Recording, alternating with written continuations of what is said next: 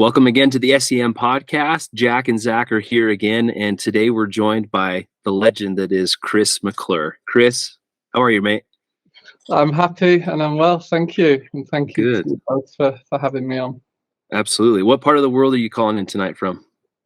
Manchester. It's northwest England, really where I'm from, and never left. Very good. Awesome. Well, we didn't talk about this prior to the recording, but have you been listening to the podcast and catching up on all of our past missionaries we've had come on? Honestly, no. Let me think. So, just by way of background, Krista Heap. Yeah. And her and I connected on LinkedIn, and I know Jack had extended an invite, which very rudely I ignored for about 9 months. Apologies, Jack. Following which, I ended up just speaking with Krista, catching up, and she encouraged me to take up Jack's kind invitation, which I did. So just dovetailed into that. I've listened to Krista's, and I listened to Mark Noble's, who is. That was actually really lovely to see him.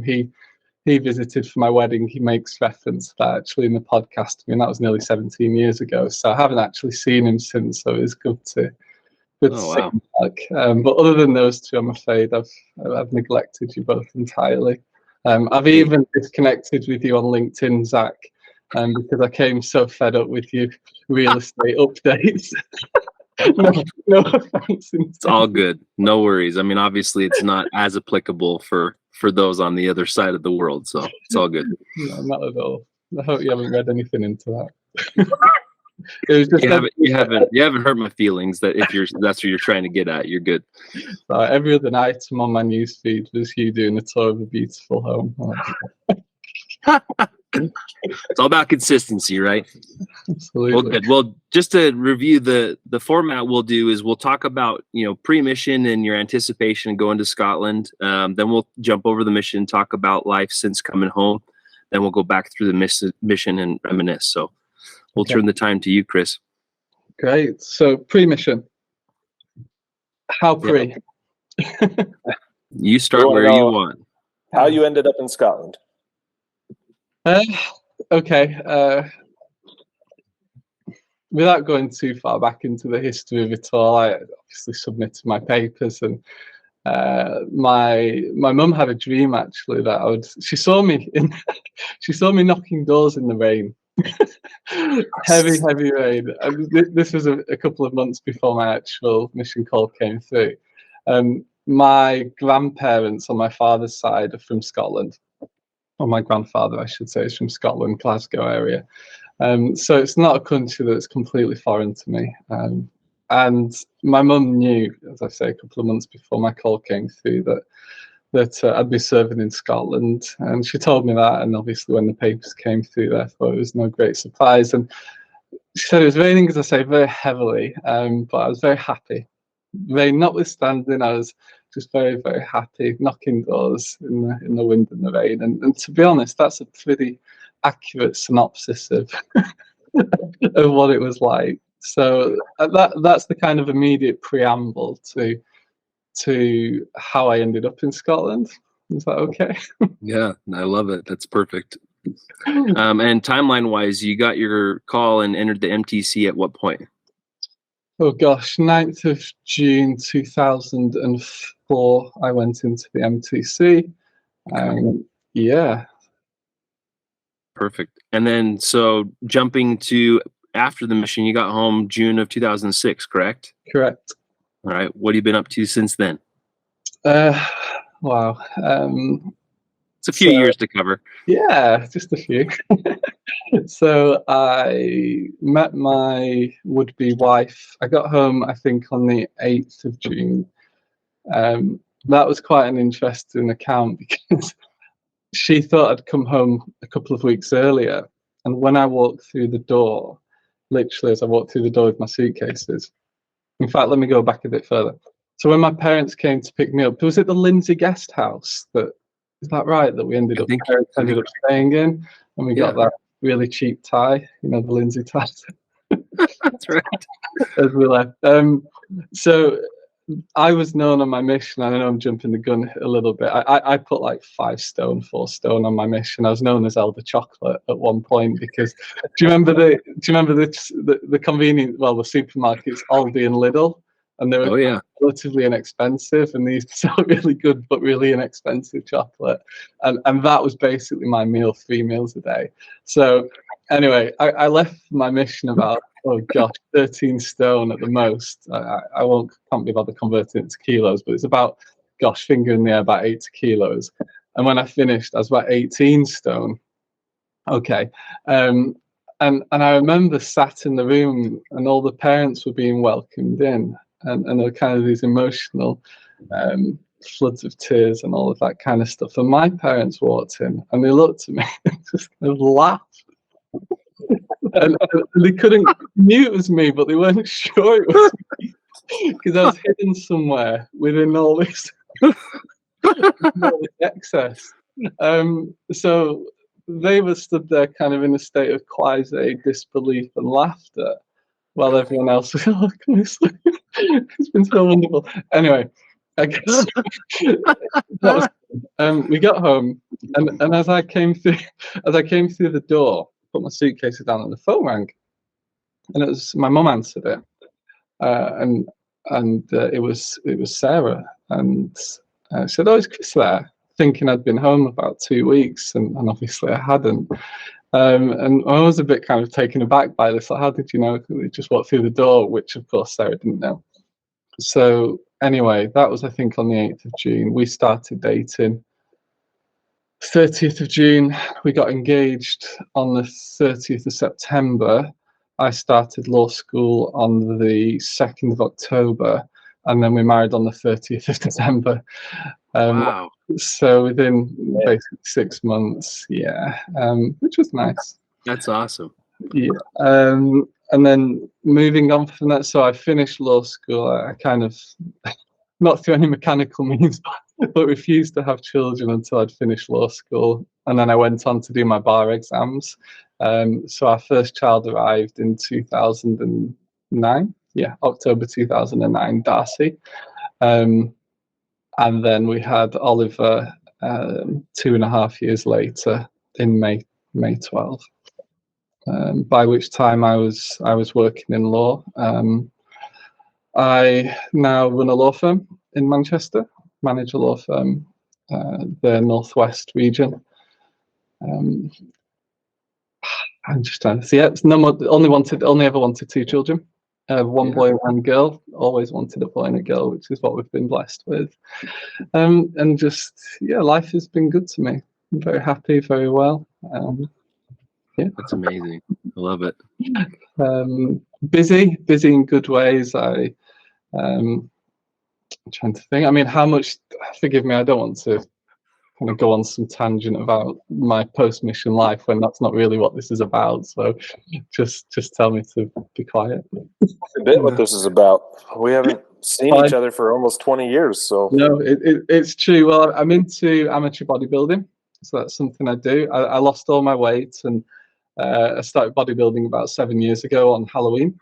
So it'll be 7 years on Halloween, which has just been incredible to me. So I have quite a strict morning regime. I usually get up at 5. I study till 5:30, 5:45. I'll go to the gym from 6 till 7:30. And it's very disciplined, but that's conducive with kind of the way I think and the way that things work out best for me. I'm playing the piano again, which I love. I missed that terribly whilst on my mission. I'm perhaps not anywhere close to where I was before my mission. I played for a few hours a day. I'm no longer able to do that. Life has a way of readjusting your priorities, but I do what I can. When I got home from my mission, something quite interesting. So I'd only been home. I was engaged to Sarah at the time, so it must have been after the 30th of September, but I hadn't yet started university. So somewhere between late September and no, I mustn't have been. Sorry, I think I was dating Sarah, but we weren't engaged. So President Jacobson of the Manchester Mission, he was a missionary down. So thinking about it, it was around July time. He asked me to serve a mini mission. So I did another 4. I did another 4 weeks very shortly after Scotland in Stretford in Manchester as a missionary, which was really fun. It was on condition that I had a bit of latitude, so I could have my phone. Obviously, I was dating seriously at the time. That must have been pretty different. Yeah, I kind of had a grey book instead of a white book. That's cool. That was really interesting. I had actually some really wonderful experiences because I was, still in the kind of post-mission glow, and able to in a way carry that on in a slightly different way than perhaps would normally be expected of a missionary. And then I went to my grandmother, late grandmother. She went to Sweden, and we went. In fact, invited me, and so the both of us went to Sweden for a trip together to stay at the Vesterheinige Temple, which was a lovely experience. And whilst I was there, I just finished a session, and as I was leaving, I saw Elder Batista, just completely randomly. And even then, he was losing his hair. I hope he's watching this. He and I had a bit of a soft rivalry between us. So I understand if the rumours are true that he doesn't have any hair anymore, other than his eyelashes. I mean, he was a very, very influential figure for the good on my mission. We've kind of kept in touch on LinkedIn. He thinks I can speak fluent Swedish, but all I do is use Google Translate. But that was lovely because he kind of took me back to meet his friends and his family. And we spent a couple of days together, and that was all because he said he woke up one morning and he had a prompting just to go to the temple, and he went on, and this is just in his own words. He went on the session. He's like, okay, that's nice, yeah, fine. I'm glad I went, and I suppose felt a little bit underwhelmed. But then, as we kind of crossed paths on, wherever we were at the time, that was great. That was good to see Joseph, and he seems to be doing well by all accounts. So, has he been on here? Yeah. Okay. It was one of our first episodes, so you have to look that one up. Okay, I'll do that. I'll do that. But if you're watching, Joseph, hi. I love it. Well, Chris, take us back now to the mission. You can start the MTC, or if you want to jump straight to Scotland, you can. But let's go through the mission and reminisce. Yeah. MTC. When I went on my mission, I was ready to go. I really was. And I don't make any implied criticism there of anybody who wasn't, but I really was. I'd finished what we call college or high school, age 18. I'm sorry, and I'd spent a year not messing around, but studying and just in a way preparing myself for the next 2 years. And so I was in a place where I was willing and able to serve, I think. I know some people hate it, and I suppose I can try to understand that. I didn't mind the MTC at all because I really appreciated the amount of time we had to study. And I really loved studying the doctrine of Christ, because I knew before I went that really the only thing that mattered would be my ability to teach by the Spirit the doctrine of Christ. And of course, in order to do that, you have to know the doctrine by the Spirit, and you have to then have the Spirit in order to teach with the Spirit. And so I really appreciated just the hours every day to lose yourself in the scriptures, and found that transformative in and of itself. I'm not saying that every moment was wonderful. I hated going to Tesco. Do you remember piling? But we used to kind of pile in this minibus, and I remember the kind of bewilderment of the shoppers as these 20 men and women in suits and badges got out and descended upon the fruit and veg aisle.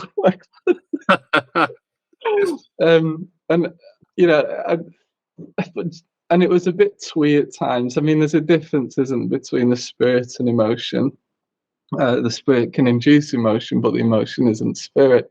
And I think there's a lot of crossover there. The MTC can be, emotion is contagious, isn't it? And people are susceptible to suggestion and so on and so forth. And I found that a little bit difficult at times. Didn't sit entirely comfortable with much. Generally speaking, bearing in mind I'm from Preston. Okay, that's right. So I'd be in the MTC and like an ex-girlfriend would walk past. I knew the teachers. In fact, my wife used to work there. Not long ago I did.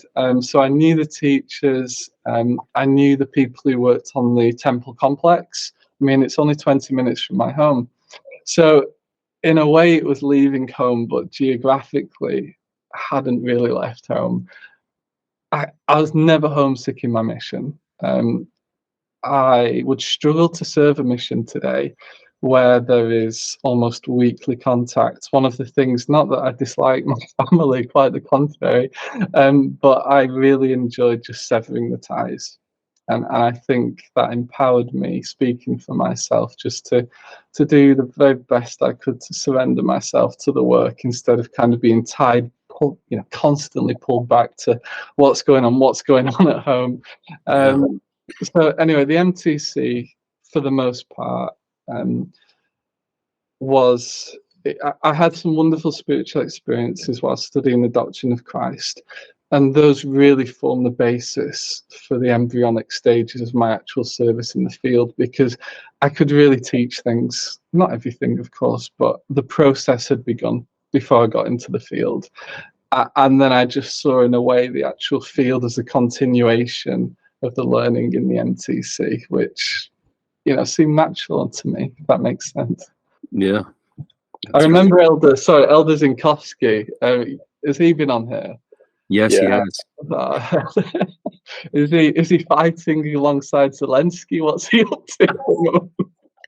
You'll have to watch his episode. Yeah, definitely catch that one. It was, right. And he spoke very high praises of you, so definitely catch that one. Well, let me tell you, he is.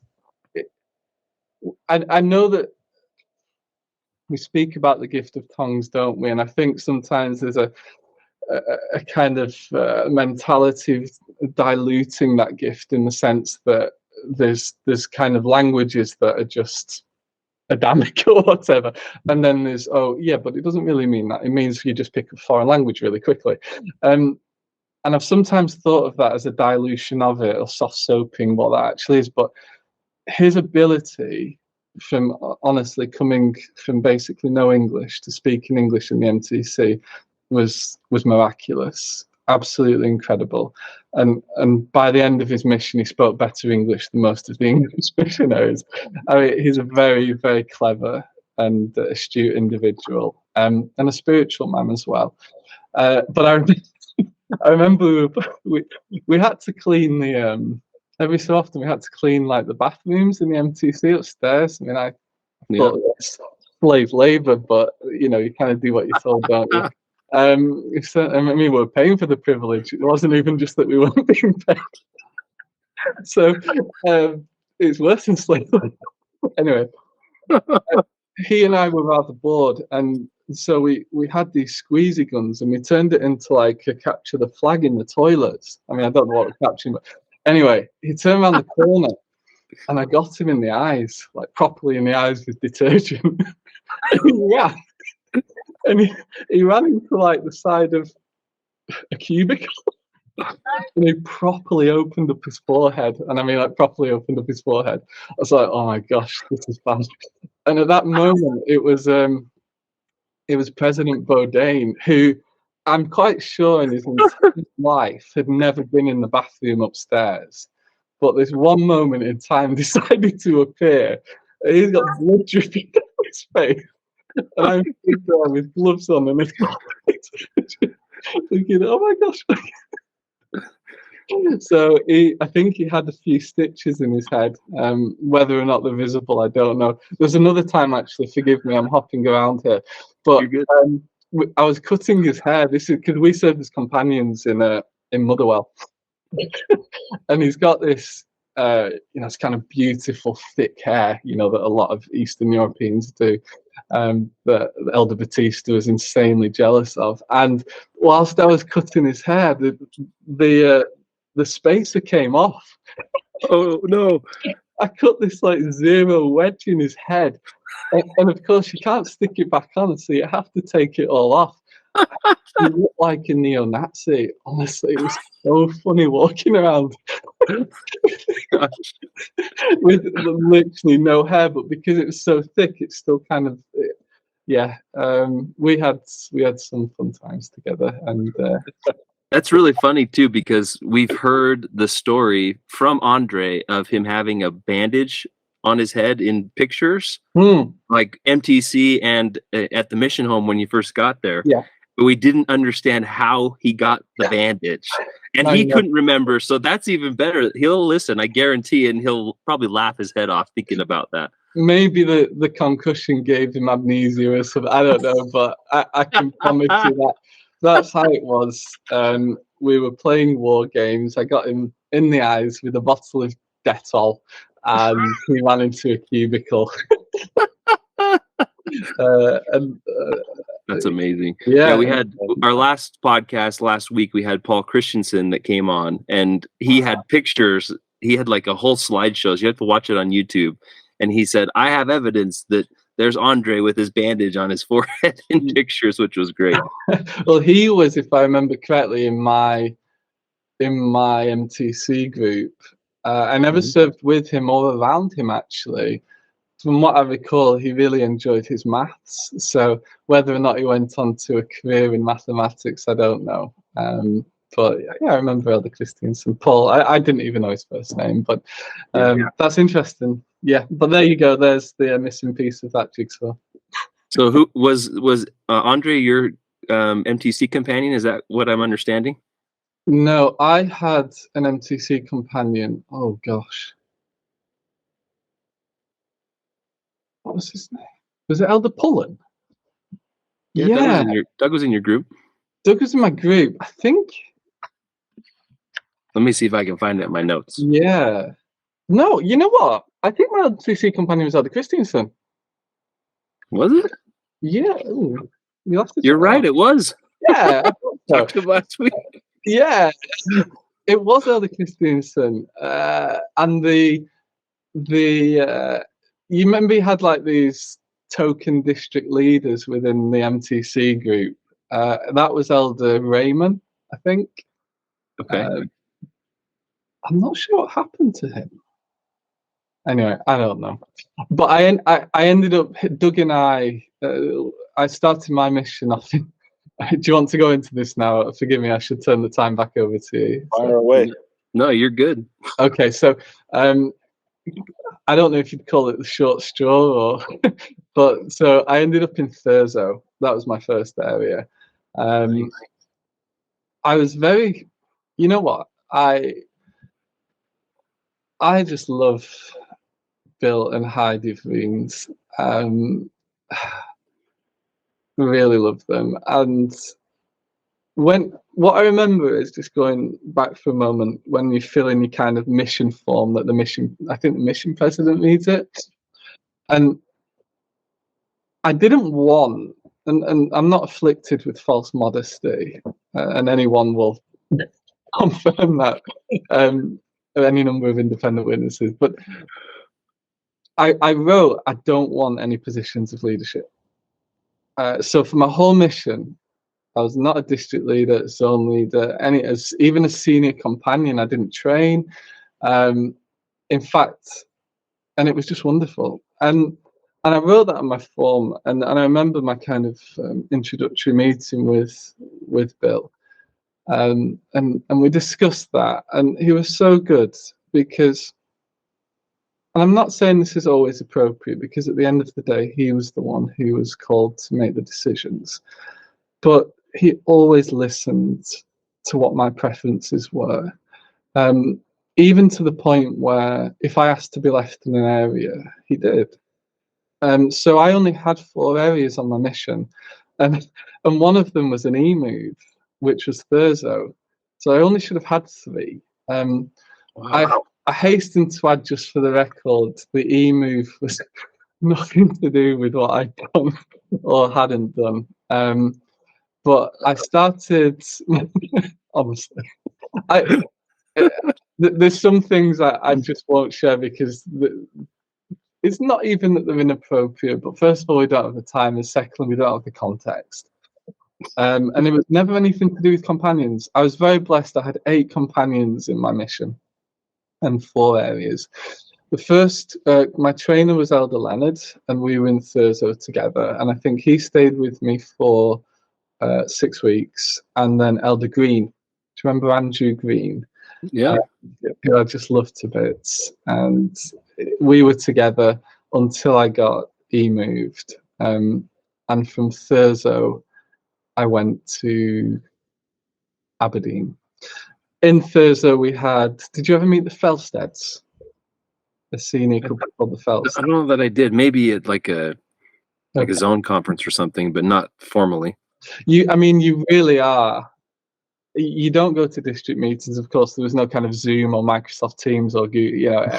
So, you know, we barely had a mobile phone, and so you are hours from anywhere in terms of point of contact. Admittedly, it's not as far as on the islands, but John O'Groats is the most northerly place on the mainland in the British Isles, and you're just right next to it. So you don't really go anywhere. You don't see anyone other than companion. Occasionally the APs came up, and obviously it's a very small ward branch, forgive me, there's maybe 12 to 15 that came out, and I'm not entirely unused to that, because there are plenty of places within the UK where that's entirely common, and that was a good experience. Elder Green and I and Elder Leonard and I, we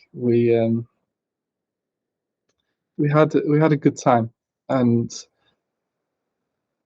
I was sad to go. Obviously, I said I had to go in the end, but I ended up in Aberdeen with Elder Dracacardos, I think. Yeah, Elder Dracacardos, and I was in Aberdeen for 9 months. And Aberdeen was wonderful. That's where we met. Yes, where exactly? Was it at the... Jack trained me in Peterhead. Right, okay. So it was probably a period of time after. How long were you companions with Peter? 3 months. And then, because Peter was the district leader at my first transfer, I remember that. Okay. And then Jack was the district leader the second transfer. So, okay. But nonetheless, I mean, that's where I first met you and got to know you, which was great.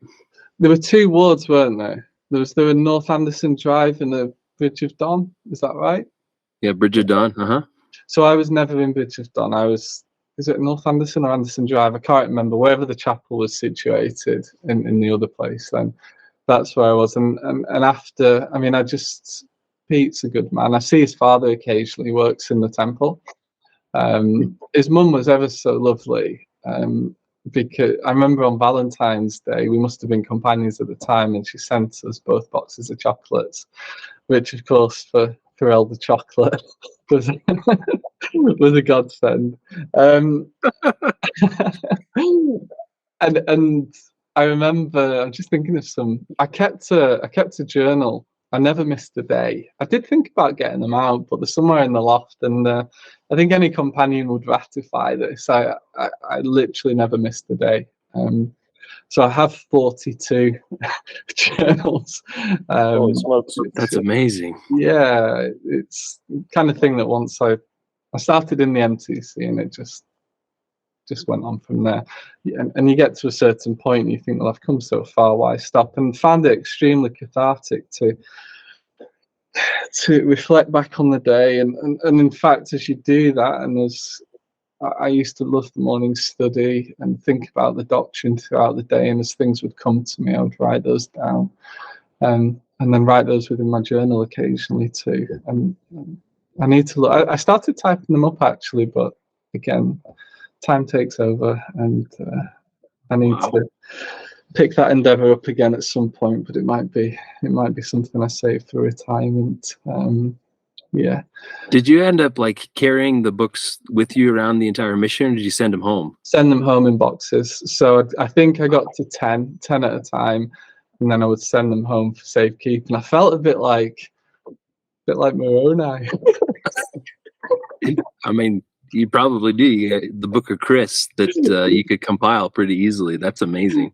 It was good because when I went home, my mum had been very good. She'd kept everything very private and just put it in my room for me. And it was lovely actually to go home and just kind of open it and revisit it as I wish to do. So I mean, when I went home, I was happy. I didn't, not because I in any way resented serving. I thoroughly enjoyed my time, in all honesty, but I was ready to go. I think if a mission is your best 2 years at my age, then you've lived a very sad life. We've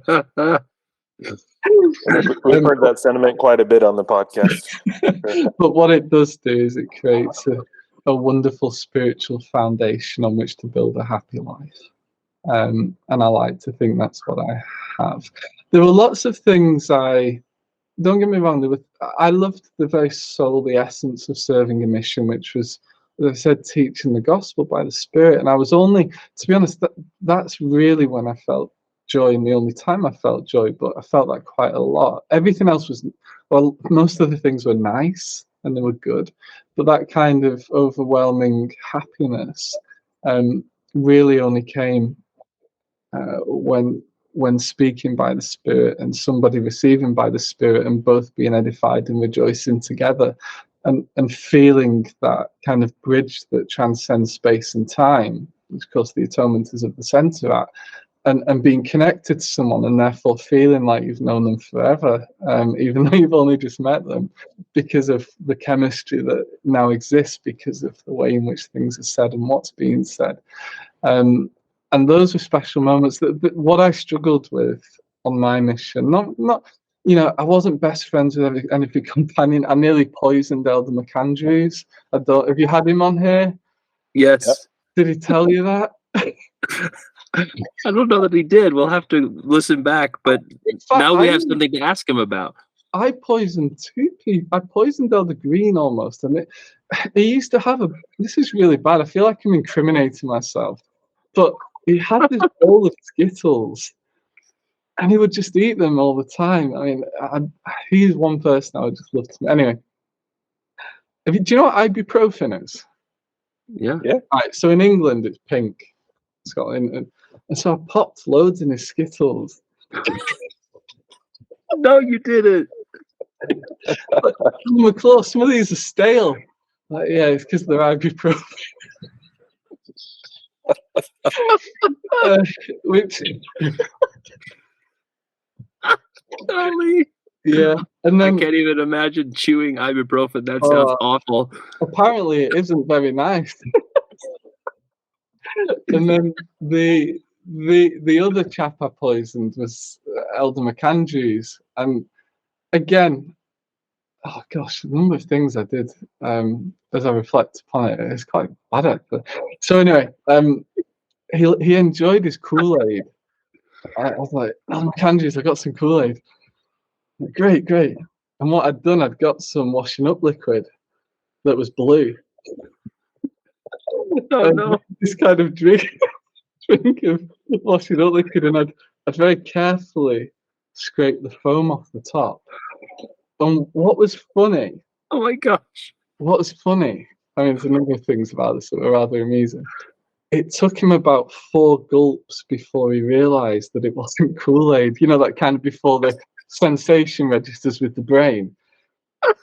And then and he was on the floor foaming. I thought, come on, it's not that bad. It's only fair. So then to prove to myself, to try and satiate my own concern that I'd half killed him, I downed some. And then I was like, and we were both on the toilet, on the bathroom floor. And then And the thing is, I don't know if Bill ever knew this, but we couldn't leave the flat because it's basically scorched our throats and we couldn't talk. They were Oh gosh. 3 very long days in the flat. Oh my gosh. No, he didn't share that experience with us. You probably forgot. Yeah. Sorry. He hasn't Did you- forgotten anymore. He's gonna listen to this and he'll probably reach out and be like, all right, let's talk about that. It's entirely true. Entirely true. Where was it? Yeah, so anyway, for the most part I enjoyed my mission. And had some very, very wonderful companions. What I found difficult, that's how we got on that tangent, was I'm very much a spirit of the law person. Okay. I don't believe the Holy Ghost goes to bed at 10:30. That kind. Yeah. And in fact, the most wonderful person I ever met, I only baptized one person on my mission. And she's absolutely, wonderful. Name was Angus, and it was whilst I was serving with Nathan Austin. I don't know if he's one that you've had on here. Has he been on here? He hasn't been on, but we've talked to him. Yeah, we have talked to him. Right. We're working on him getting the gusto to be on the podcast, but it was a great conversation we had with him. Oh, him and I had one. I think I cracked his ribs. We used to spar in the flat, and I'm sure I cracked his ribs because he wasn't well for a while. Gosh. You'll have to ask him. All right, we will. Anyway, we carried our friendship on long after. So eventually, when I married, I moved to Chester, and Nathan was in Chester. So we kept in touch for a long time. I haven't unfortunately been able to speak with him for a while. So he's one I'd certainly be interested in getting back in contact with. So anyway, I was companions with Nathan at the time, and I think were we supposed to be in the flat by about 9:30, something like that. Yeah, something like that.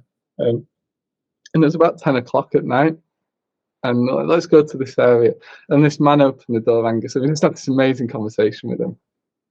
And anyway, we came back, and we asked him to read the Book of Mormon, and I'm sure you had these experiences and many others where he really, really did.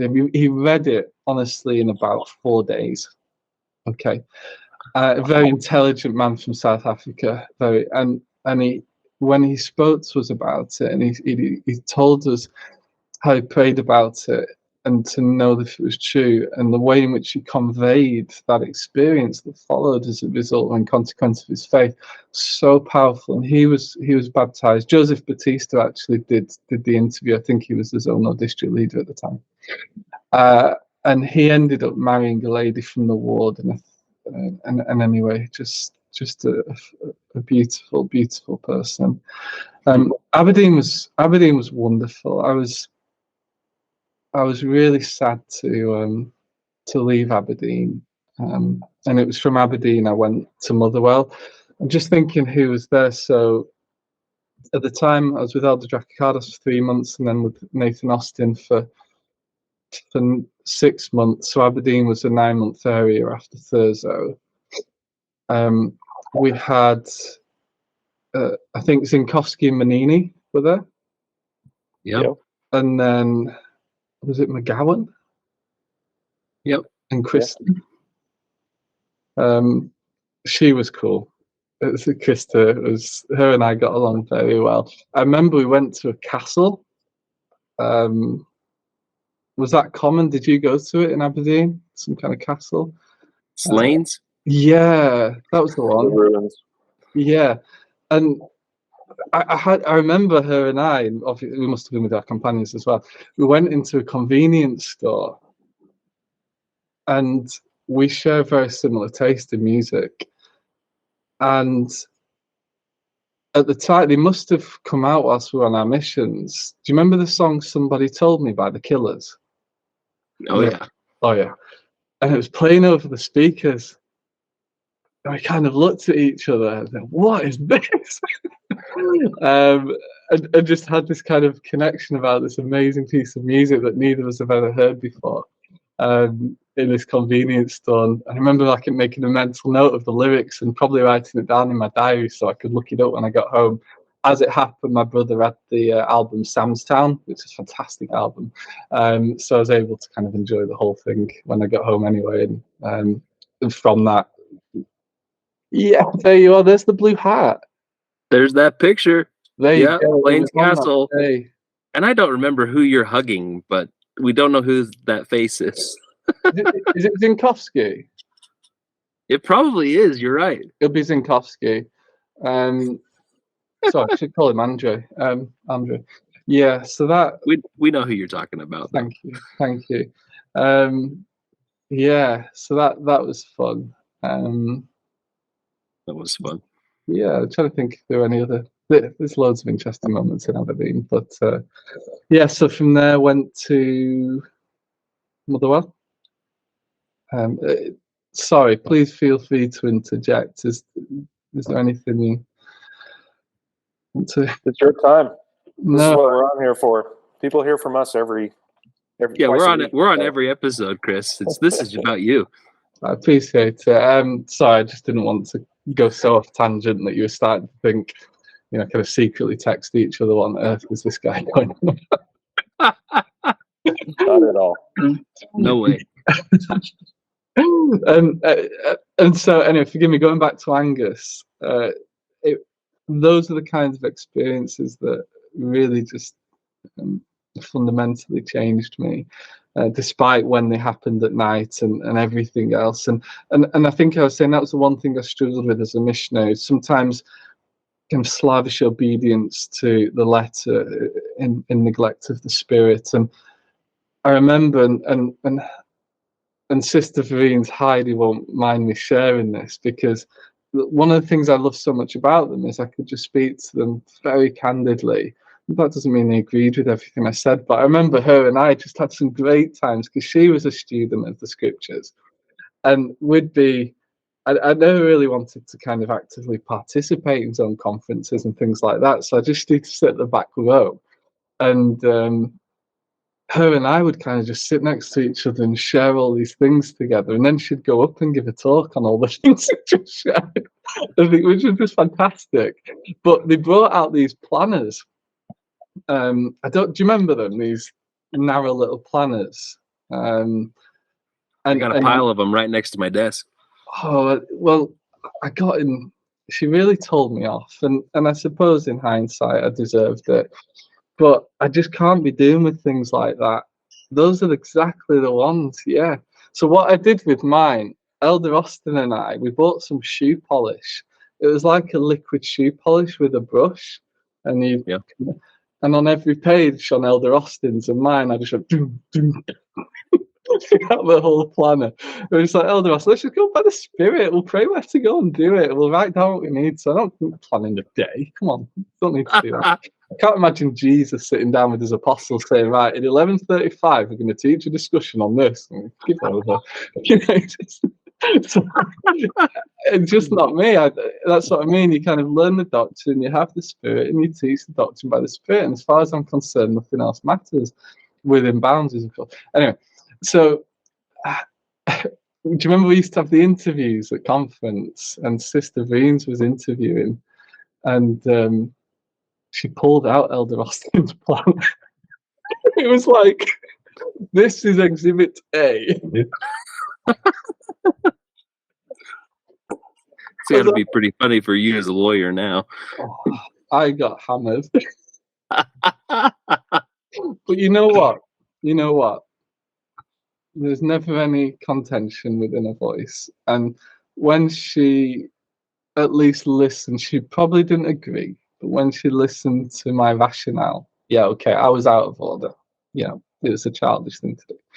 But when she listened to my rationale behind why I felt the way I did, she's very understanding, and she's pat on the head. Off you go. You go.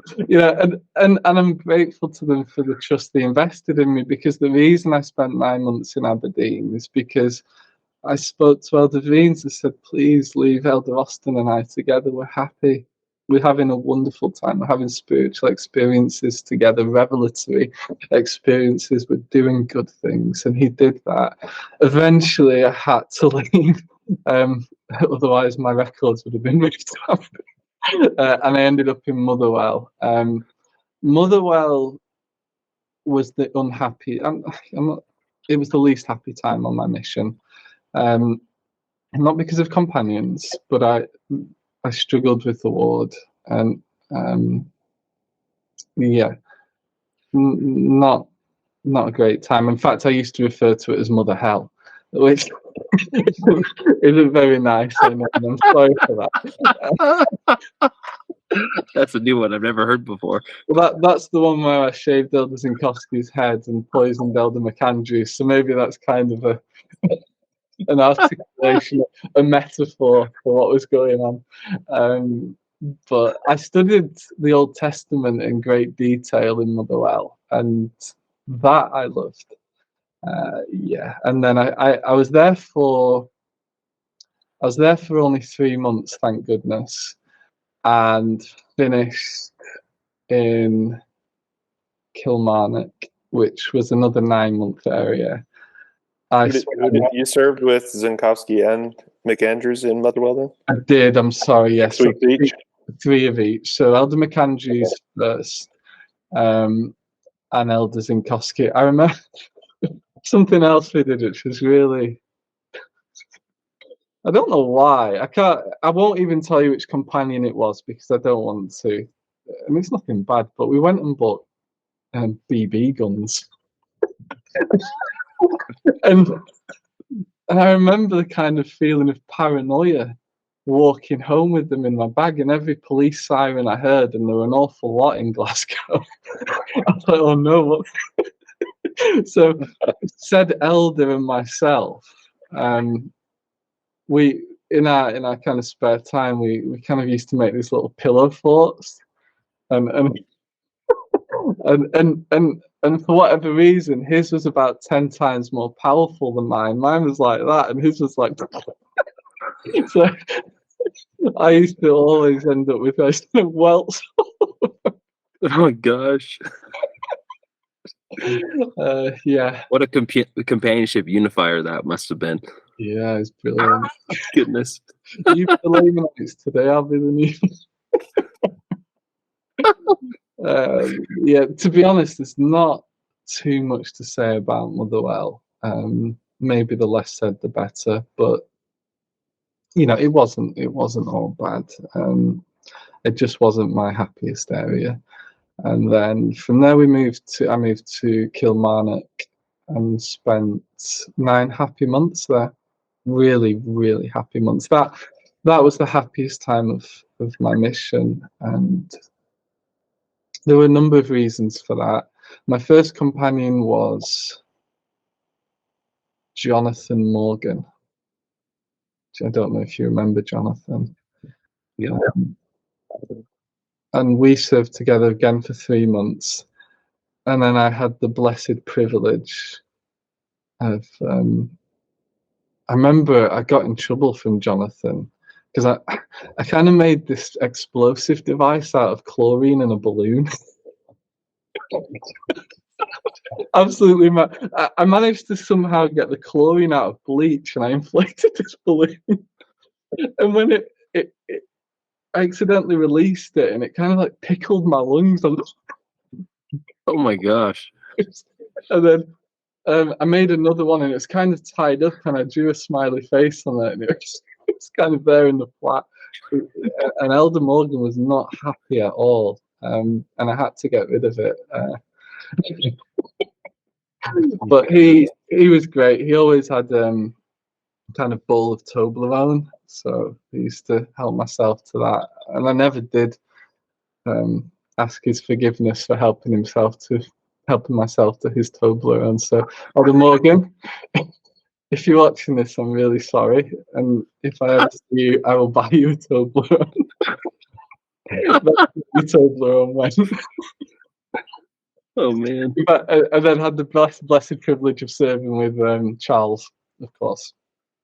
And again, President Vereen's very, very good to me. I basically insisted that we stay together, and he granted me that request, and that's kind of how I saw my mission. Yeah, I remember there were lots of drug addicts in Kilmarnock. I sat on my first needle in Aberdeen. I remember that. Oh my gosh! In fact, who was it with? Like on a bus or something? No, it was in a house. We went in a guy's house. He went by the name Gonzo, and I remember it well. I may even have his syringe in my journal. I used to pick up things and kind of sellotape them in my journal. Oh, I remember boy. once actually, and I'm trying to think who it was with. I think it was Elder Zinkowski, and we ended up totally lost. Not just on a street, but like out in the sticks somewhere, covered in mud. And I remember trying to scramble through a barbed wire fence and got pretty badly cut open. And I'd had my tetanus, so Heidi wasn't particularly bothered. But we came across this old farmhouse. I mean, you can make a film out of this. And there's a guy, and I'm sure it was Elder Zinkowski, and he clearly was away with the fairies, this chap.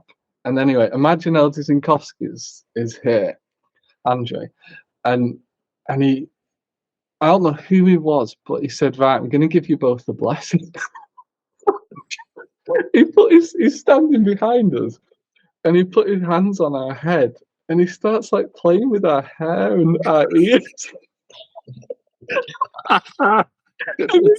We're kind of looking at each other thinking, how far do we let this go before we knock him out? In fact, there's another time, so I figure the more I talk, the more things come back to mind. So there's another time I used to love going to other churches, not to be antagonistic, but it's just a good thing to be seen to be doing.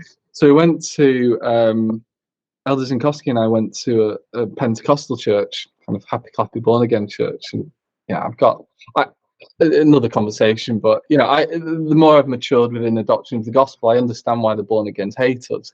It's because we put so much emphasis on works that we forget the doctrine of grace, whereas they put all their emphasis on grace and forget the doctrine of works, and somewhere in the middle is where the gospel of Jesus Christ is. Anyway, I digress. And they started speaking in tongues and honestly, like, kind of rolling about the aisle and things like that. And then Elder Zinkowski stands up and starts speaking Ukrainian. And then I obviously start interpreting. And I remember, so Elder Zinkowski taught me a hymn. I remember it now. It was Kakrasiva Bila Untra Yokasansa Taxiara. You might be able to verify that. And it's the opening lines from hymn number 23, I think, Oh, How Lovely Was the Morning. And so he taught me this whole hymn in Ukrainian, and it was lovely. So he had an experience speaking in tongues in a Pentecostal church, which was fantastic. And then I remember it well because they gave us a bag of Maltesers each afterwards and invited us back. Yeah. Anyway, back to Elder Noble. That's amazing. That memory was tied to chocolate. Everything is tied to chocolate. Apart from healthy chocolate, which does exist. I've given it up now. So Elder Noble, what can you say that hasn't already been said? I mean, just a beautiful human being. In fact, yeah, so there were lots of drug addicts in Kilmarnock. That's very good. You'll have to keep pulling me back to the point in topic. And bless him. I mean, he kind of just had this perfect heart, doesn't he? In fact, when I saw him, he still got it. There's not a modicum of animosity or an atom of guile within the man, and he was just like that on his mission. And we went to this chap's house who was clearly a drug user, and just with all the kind. We were talking about our lives as missionaries and where we served and where we lived, and I'm not sure why, but Charles told him where we lived. Rookies. So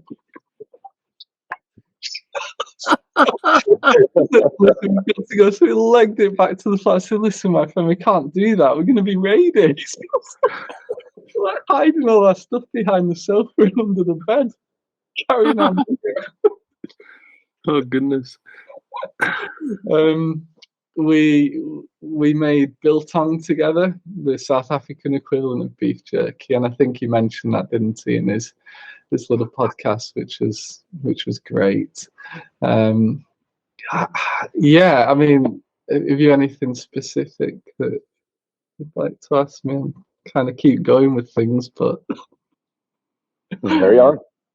Did you have any specific experiences that were wonderful memories beyond what you've already talked about with President Sister Vrains? Every interview with Bill was a spiritual experience, and I know that not everyone felt like that, but I was just able to. I just felt like I could completely open up to him, and in a way that was personal and edifying, and always left his office feeling better than when I went in. So I remember some of the talks he gave about the swimmer. Was it Mark Schmitz? Do you remember that at Zone, who had just had surgery?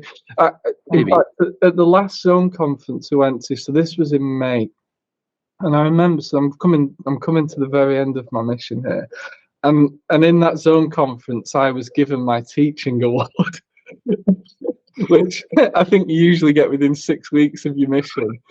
And I remember the look of utter bewilderment and dismay on his face that he was giving this to me 23 months into my mission. And I remember there's a testimony meeting after the event, and I just kept feeling very strongly that I didn't miss anything on my mission other than the temple. I really missed going to the temple, and that was very, very poignant to me at that particular time during that Zone conference. And then, of course, that was the Zone conference when it was announced that we would be going to the temple at the end of May. Do you remember that? And Yep. As a mission, we went, and that was lovely for me. It was going home, but not going home. And it wasn't lovely because it was going home, but just to be in the temple again was really quite wonderful. And I missed that. That is the only thing truly that I missed while serving as a missionary. I remember his own conference when he asked all the sisters to leave.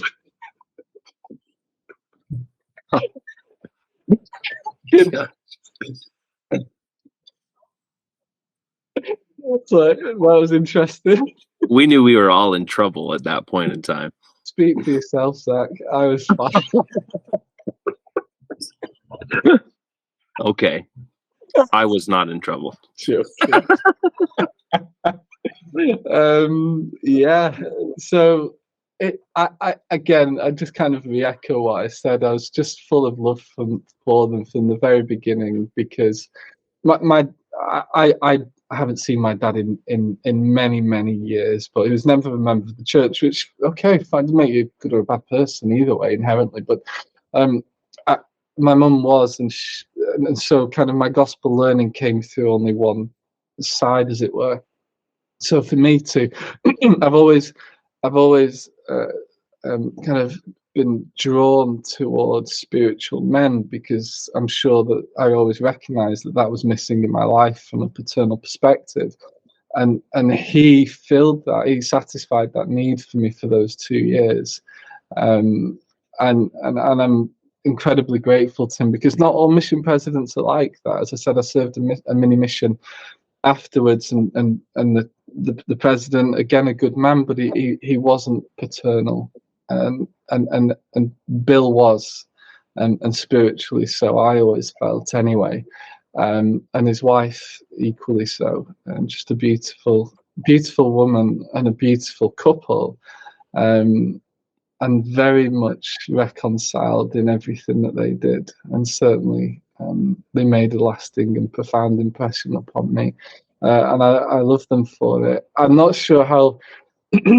I know I was a perpetual thorn in their side to a point. I remember once, not kicking off, but I had loads of people to see on a day. You know, we taught the gospel a lot, and that was where my happiness was. And then I found out there's a zone conference booked for that day, and I said, President, why are you taking me away from teaching the gospel to attend a meeting where I can learn how to teach the gospel? What are you doing this for? So we you know, kind of, but I get it, and obviously understand the position he was in, but I didn't always make things easy for him, but I think he appreciated some of what I was, if that makes any sense at all. I mean, my patriarchal blessing, I don't mind sharing this, says that my mission will give me a wonderful foundation for the rest of my life, and that's exactly what it has done.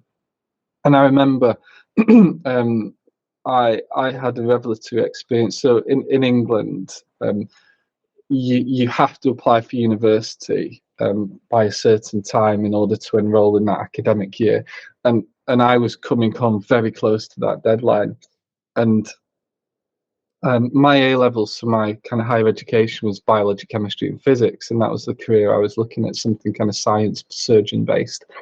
And I remember in Kilmarnock, 6 Jeffrey Street, I think the address was, and pondering and fasting and praying about what it was that I should study, because I think some choices in life are so important that you really ought to have a revelatory experience before making a move, because if you get them wrong, they go really wrong. And I remember having just a powerful experience in Kilmarnock to go and study law. I had I need to be careful the terminology you use, but basically I had a very powerful impression of an experience I had as a very little boy, sat on my grandfather's knee saying, Chris, have you ever thought of studying law? And that completely, in a non-contrived way, was brought back to my remembrance. And as that happened, it was accompanied by a very powerful feeling that is what I should do. And so there's all kinds of experiences that I've had which happened on my mission, but really shaped me as an individual, both in terms of who I became, but also the choices that I would go on to make, because of the impressions that I had whilst serving in Scotland. Yeah. Amazing. Cool. Yeah. Love that. Really good. And so I did. Anyway, I went, and it was just the perfect thing to do.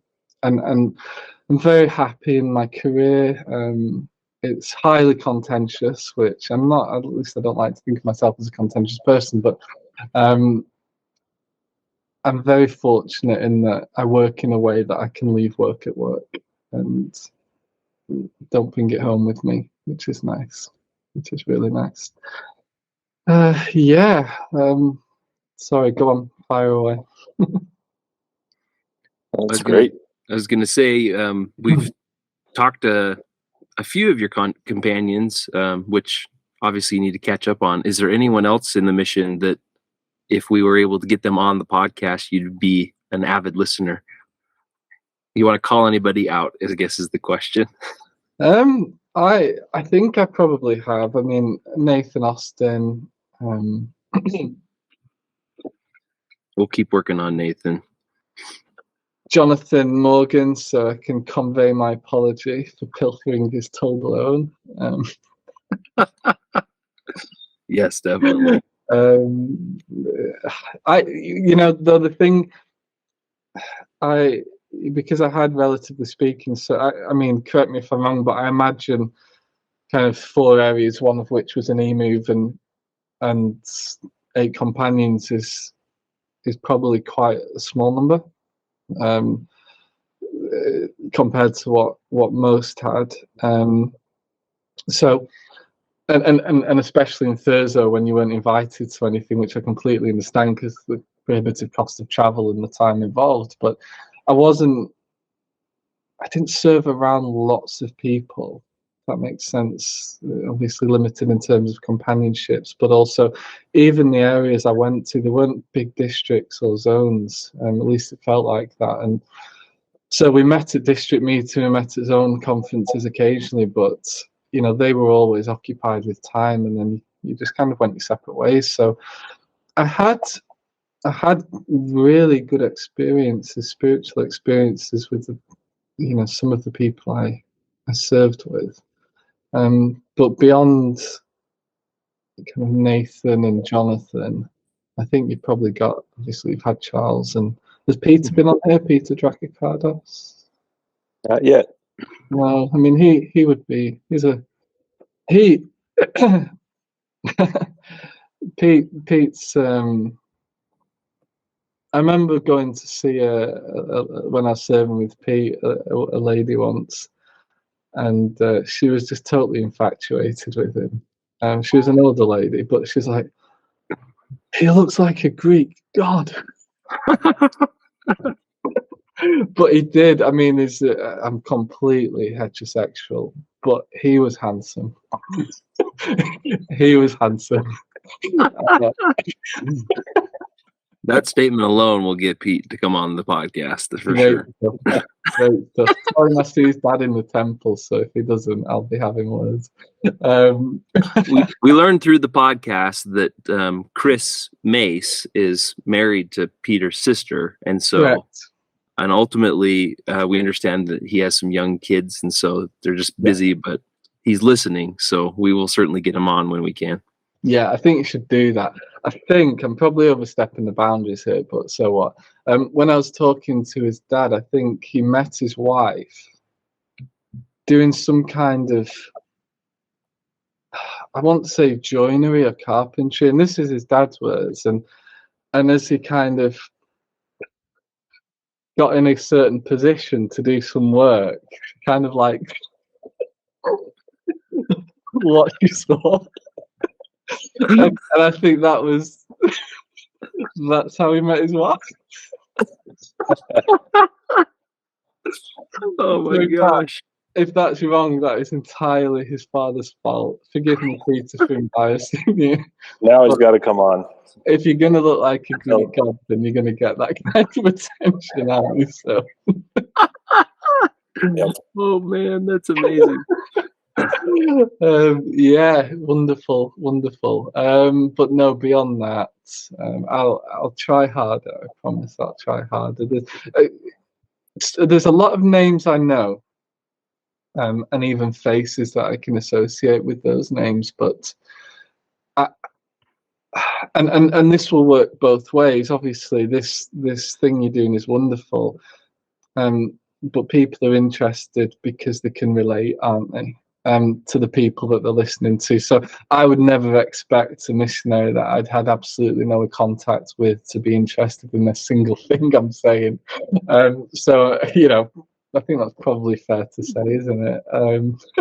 Some listeners who listen to every episode, but yes, it's generally, people want to see their companions and who they served around, served with.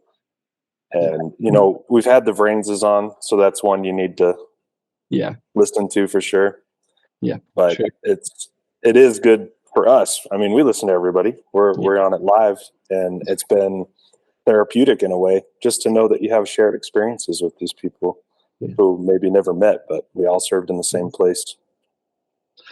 Yeah, understood. I mean, maybe I've been a little bit hard. I met a lot of people, but it's kind of meeting and then associating with the two different things. I mean, when I first arrived I think we went to the mission home, didn't we? And then those of us who were going up north, I think we ended up stopping over at Inverness. Yeah, probably. And I remember, obviously, we were brand new, myself and Elder Pullen. And I remember there were 16 missionaries, obviously all elders, in a room. Elder Asariado was one of them. Elder Lehman, I think. Elder Batista, and obviously many others. Elder Verdehem, is that one? Yeah. Loads of these missionaries. An Elder Anderson. Was there an Elder Bhutan? Yep. I think he was one of the APs, and he and his companion came up to Thurso.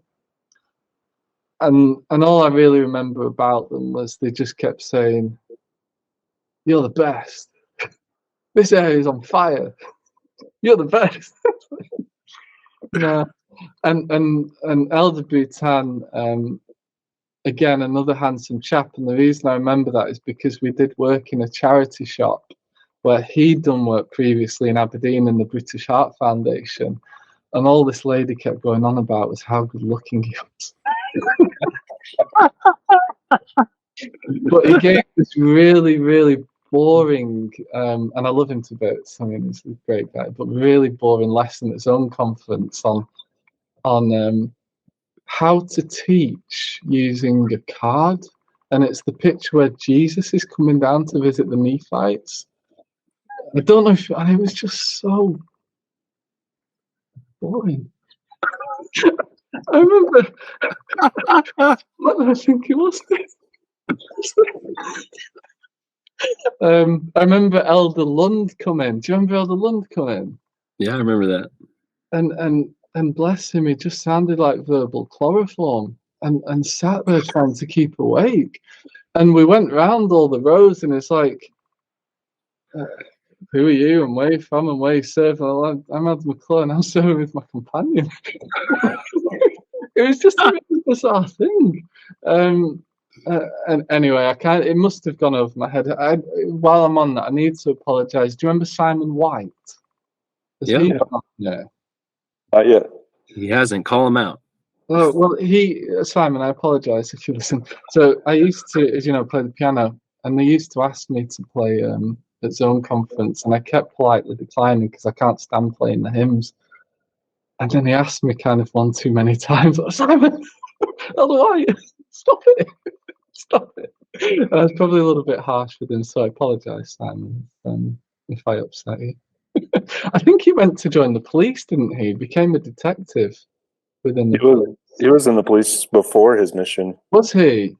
Yeah. Right. There was someone else. Was it Elder DePaul who was was he an American fighter pilot? He's in the military, yep. Air Force, yeah. Yeah, it's like, what did you do? I worked at a convenience store. What did you do? I flew fighter jets. Right. Yep. Oh my gosh. Anyway, forgive me. I'm digressing. Yeah. The one thing that I appreciate about our conversation tonight, Chris, is learning how you process the mission. And when I got to know you very briefly, because you were fairly reserved, at least in interactions with me, because I'm a new missionary and you're just like, whatever.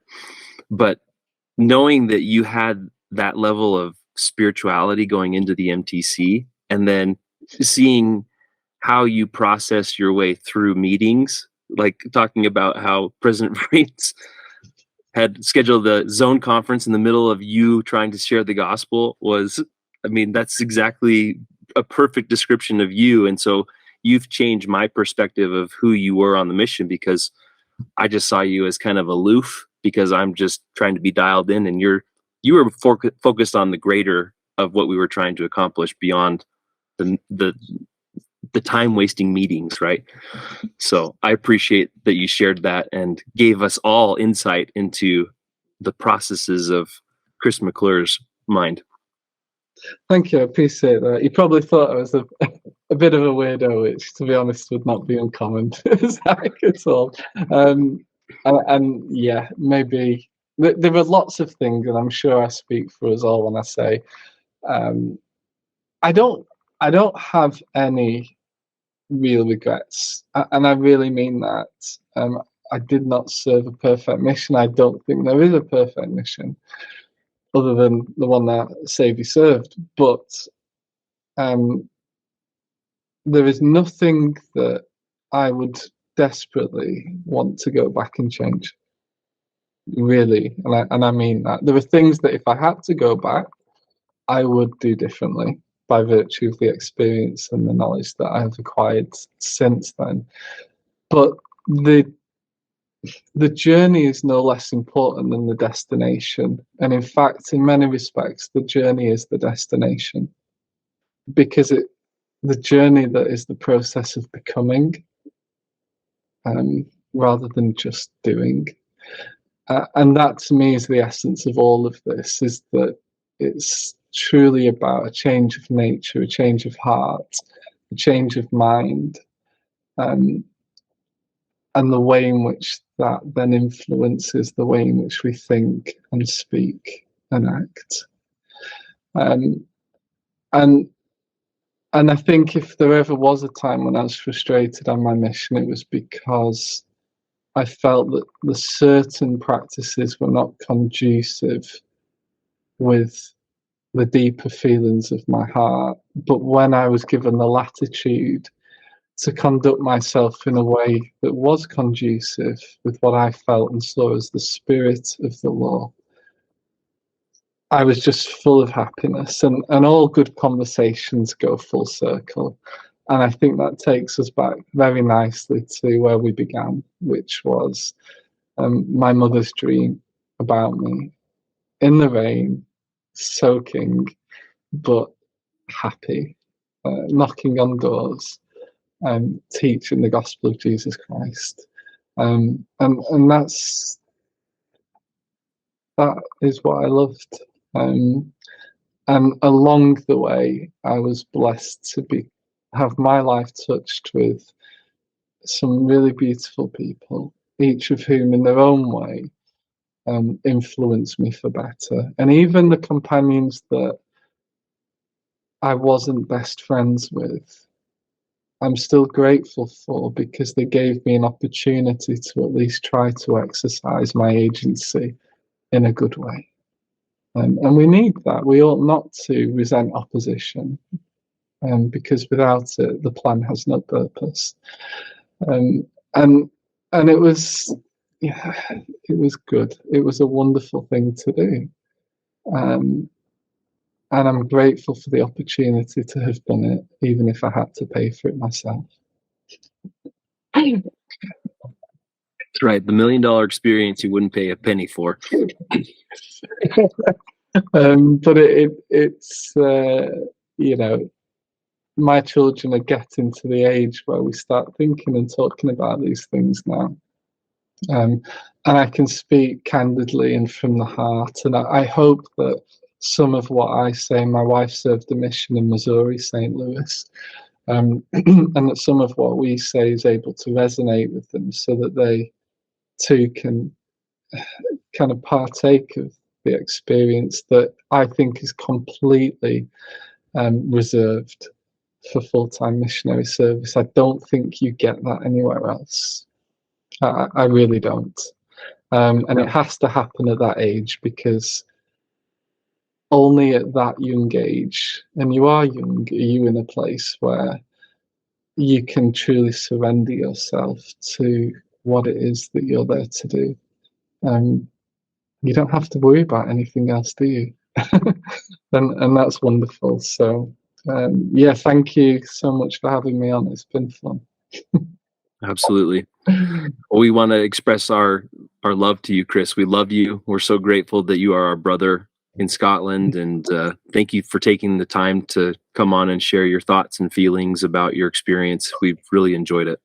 Oh, it's been a pleasure. Thank you. I appreciate you inviting me, and again, forgive my tardiness in responding, Jack. Not at all. Not at all. All good. So the best things are the things that you have to wait a little bit longer for. Yeah, I think that's right. I think that's right. Unless it's your execution date. That is your personality to a T right there. Just that perfect. But what about this? Oh, I love it. Fantastic. Well, keep in touch. We'll endeavour to do the same. I'll readily Absolutely. confess that I'm not very good at keeping in touch, but my heart's in the right place, and I think that's probably the best way that I can sum myself up. I don't often do the right thing, but my heart's in the right place. Just ask Elder McAndrews and Elder Green, who probably now has kidney failure and some kind of esophagus. Oh goodness. Well, we'll definitely get Elder Green on that just for that. You know, we'd like to verify that Elder McClure tried to poison you. Absolutely true. And I'm ashamed to admit it, but it's true. Well, Chris, again, we love you, and we'll say goodnight, and we'll certainly be in touch very soon, all right? Appreciate it. Take care, Elder. All right. Cheerio. Bye-bye. Bye.